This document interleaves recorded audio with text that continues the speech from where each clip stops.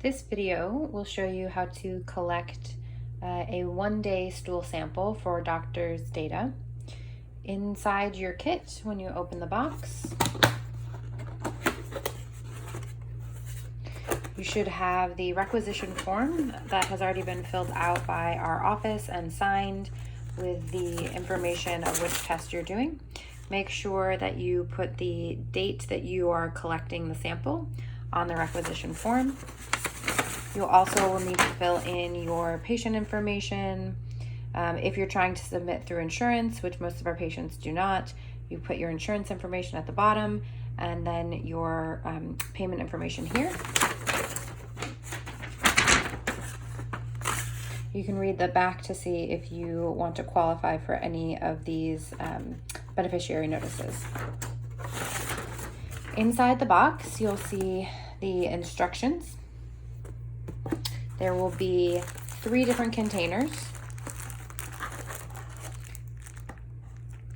This will say day 1. This white top is a day 3. This is also a day 3. So these 2 samples are day 1 and day 2.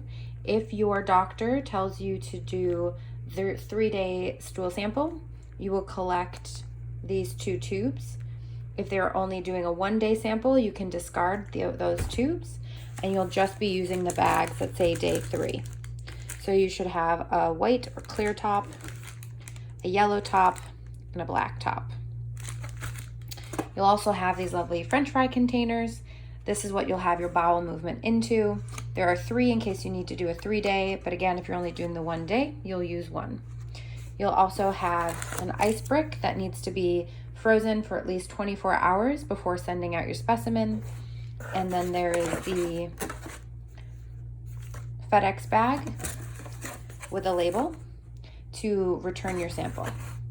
So on the day you're doing your 1-day sample, you're going to have a bowel movement into the French fry tray. You can either hold the French fry tray under to have the bowel movement into, or you can create a shelf with saran wrap over your toilet seat to put it on top of and have the bowel movement into there. So once you've had the bowel movement in here, again, for the 1 day, you're going to be adding samples to each of these 3. You'll note in the instructions, it tells you how to collect the sample. What's really important to note is that you want to take samples from different parts of the bowel movement. So if there's bowel movement all in here, you might want to take some from here, here, and here to make sure that you're getting a good aggregate. You're going to want to fill the specimen up to this line, that fill line on each of the vials. You want to fill so that the fluid or the sample goes up to that line. You don't want to overfill or that causes them to explode. The lab techs don't like it, and then you have to do the sample again. So make sure that you're just filling to that line.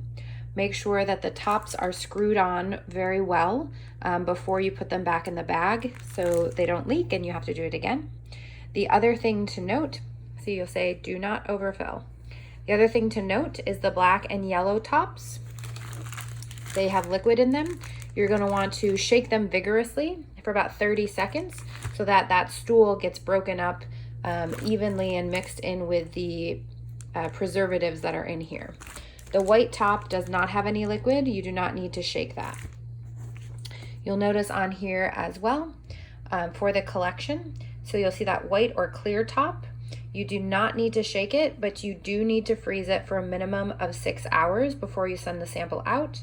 And the yellow and black tops, you need to shake vigorously and do not freeze. Make sure that you label your name and date of birth and the date of the sample on all of these before you ship them off so that they know whose stool is whose. You can go through this pamphlet if you have any other questions. You put the samples back in the bags. You get rid of this and the rest of the sample. You put all of the samples back in the box with the frozen ice pack, making sure that you also put the requisition.